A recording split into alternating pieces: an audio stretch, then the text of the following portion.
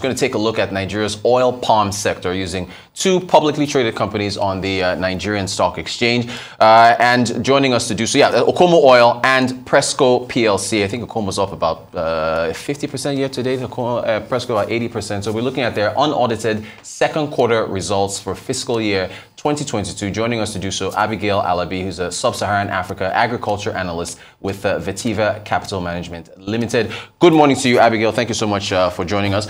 I think we're starting with Okomu. Let's put up Okomu's numbers, second quarter unaudited figures. So let's begin. So we have revenue 20 billion naira, 83% year-on-year growth. What were the triggers for the climb?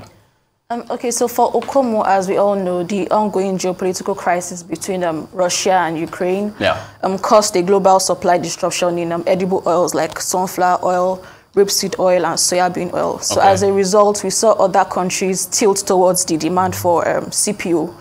And we also saw an increase. Just for our viewers, CPU is crude palm oil. Crude palm oil. Okay, thank you. Sorry.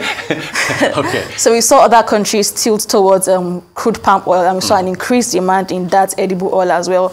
And that increased demand also translated to a hike in prices. So we've seen global CPO prices go up by about 12% year to date. Okay. And that increase in price also translated to an increase in domestic prices as well in Nigeria.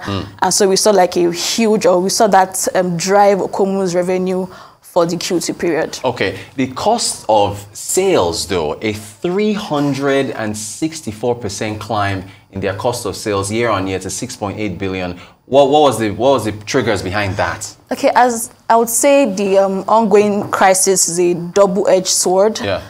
So it affected our revenue and also impacted their cost lines as well. Yeah. So we've seen, one of the major contributors to this increase in the cost of sales was the price of diesel and fertilizers. We're talking about diesel in our last segment. Okay, go ahead. Okay, so for context, Russia is the biggest, or the world's largest exporter of fertilizer. Yeah. And since the beginning of this crisis, we have seen fertilizer prices go as high as 30% this year. Wow. So that has severely impacted the cost lines of Okomu. And also another contributing factor to this increase in cost of sales is also the inflationary pressures or the persistent inflationary pressures that we are currently experiencing in the economy. Yeah. So those two factors combined just caused a spike in the cost of sales for Okomu. Wow, wow. How would you say the company, though, has been managing its costs? So for this year, Okomu has recorded a triple-digit cost of sales growth for the second consecutive quarter this year. And that just shows that they're still struggling with they're still struggling with the input costs like diesel and fertilizer. I believe that the AGO price, that's diesel prices, will continue to be a headwind this year, given the ongoing crisis. But however, I think that Okomu would look to efficient cost management strategies, maybe looking towards locally produced fertilizers rather than depending on the imported ones, because now FX liquidity is also affecting them as well, since they cannot even get FX to even import the costly fertilizer. So I think they will look more towards the locally produced fertilizers as a cost containment strategy. Thank you so much for that. Another triple-digit climb was their finance costs, 290% climb there. What's behind that jump?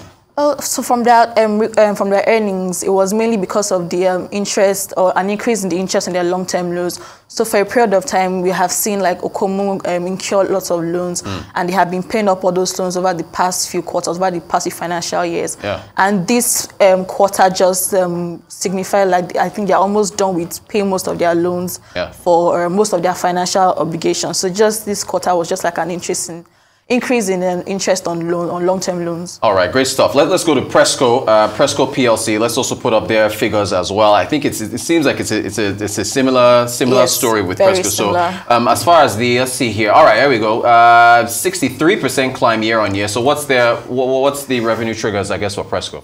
Okay, it's the same thing for Okomu as well. Yeah. The geopolitical tensions also caused a global supply crunch in edible oil. So we have seen sunflower oil, that's Russia and Ukraine are the largest producers of sunflower oil, and most countries depend on sunflower because it's cheaper and it's like a more stable alternative to CPU.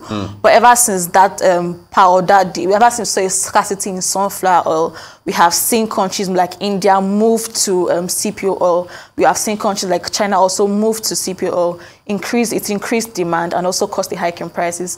caused a hike in domestic prices as well. And we have seen that effect on Presco's earnings. You know, when an Akara seller, which is for our international viewers, the bean cake, tells me that dollar is the reason why Akara prices are going up, I used to think, well, what are you talking about? But when you look at the oil imports and so on and FX, that makes sense. So Presco's increase in costs, not quite as dramatic as Okomu's. They are just a 66.8 increase, 5.7 billion. So same issue. Yes, same issue. Okay. Still AGO and fertilizer prices are still affecting them. Okay, I think their finance costs though, theirs really jumped. Yeah, 1,500% to 2.4 billion. Is that still in line with what we saw with? I mean, as far as way higher than Okomu, but same triggers.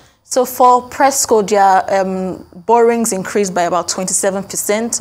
So we saw that impact their finance cost, leading to a 1,549% increase year-on-year for the Q2 period. Wow. How have they been able to manage their own costs compared to what you're seeing with Okomu? Like Okomu, but theirs is just like a double-digit growth in cost of sales. And finance cost as well, they are also trying to pay up most of their financial obligations, although they have recently issued a bond on the exchange, and we'll most likely see that affect that finance cost in the next few years to come. So for now, we'll most likely see like a stability in their finance costs, given that they do not incur more loans or they pay off most of their pending loans at this period. Interesting. Thank you for that. Stock prices, what do you make of I think we'll put up the closing price as at yesterday.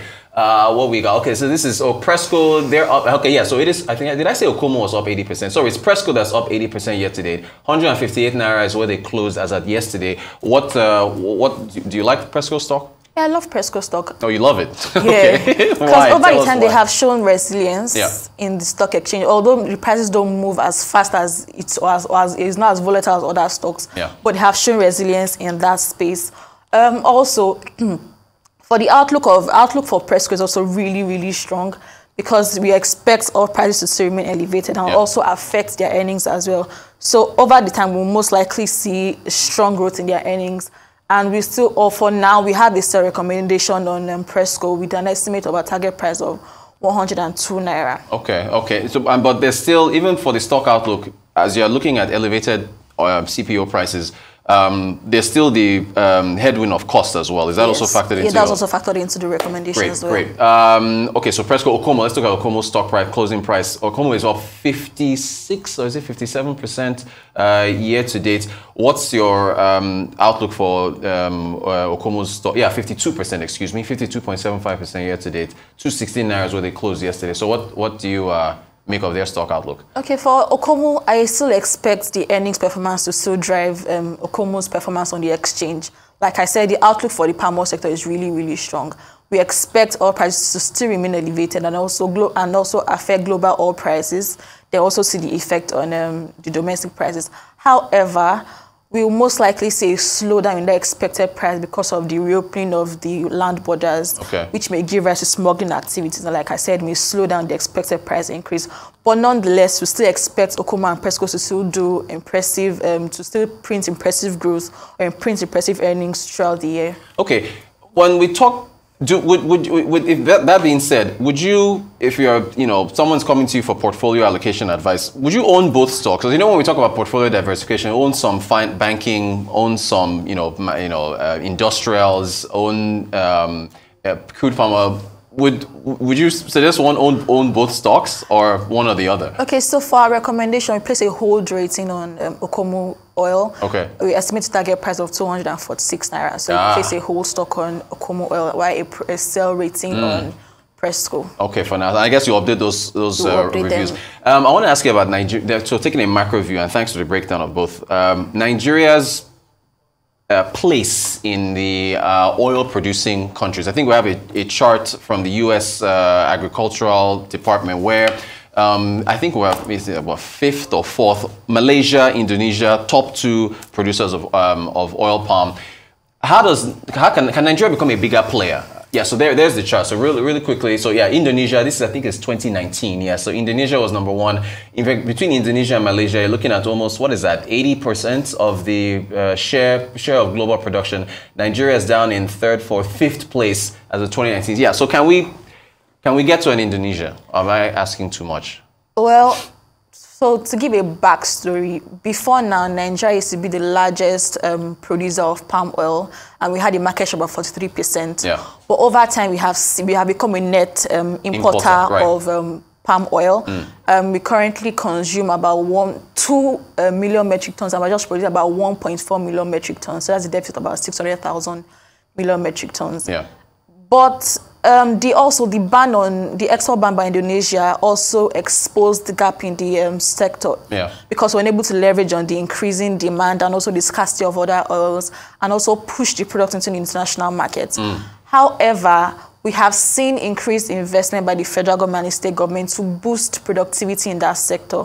We have seen the likes of intervention funds by the first CBN into the sector. We have seen state governments like Ondo and Edo State also push for investments in that sector. And I believe once all of those investments are put in, and once we also have increased investments in that sector, we'll most likely do better than what we are doing now. And if we keep up with that pace or keep up with that growth, we'll definitely meet up with Indonesia or Malaysia. But that's long term, That's right? long term. Long term. What about the role, power and other infrastructure challenges? Doesn't that play a role in getting to that level? Another contributing factor, like I did mention earlier, is also the infrastructure deficit in the oil palm sector. Like I said, like we mentioned, diesel is a driver of incredible and significant cost for Okomu and Presco. Once we are able to improve the power sector, Okomu or the palm oil industry won't have to worry about spending most of their income on gas prices, on diesel prices. So once costs can be contained, once infrastructure is being put, or once you can have an infrastructural development in the oil palm sector, the oil players will do impressively well in coming years. Nigeria is a blessed country as far as our resources. We just need to get the number of things in place. Abigail Alabi, Sub-Saharan Africa Agriculture Analyst with Vetiva Capital Management. Thank you so much for joining us to talk about the oil palm sector. Thanks for having me.